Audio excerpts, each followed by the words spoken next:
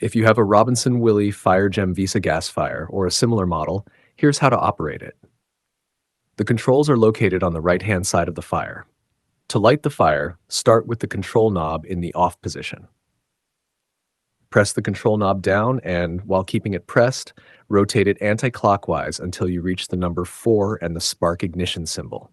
On some models, the spark indicator may be shown in a different color, but it will be clearly marked. As you reach this position, the built-in igniter should create a spark and light the gas. Once the burner has ignited and is burning correctly, you can leave the fire on the highest setting, which is number 4, for maximum heat output.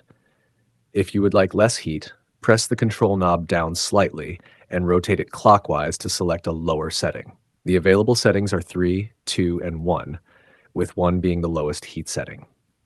To turn the fire off, press the control knob down and rotate it back to the off position. Once it reaches off, the gas supply will be shut off and the fire will go out. One thing worth mentioning is that if the fire has not been used for some time, a small amount of dust may have accumulated on the burner and surrounding components. When the fire is first lit, this dust can burn off and may produce a slight smell. This is normally nothing to worry about and should clear fairly quickly once the fire has been running for a short while. However, if the smell persists, becomes particularly strong, or you notice anything unusual about the operation of the fire, it would be sensible to stop using it and have it checked before further use.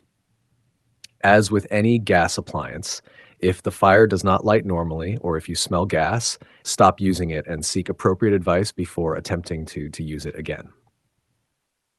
I hope you found this quick guide useful. If you did, please share the video, give it a like, and subscribe to the channel. Thank you for watching.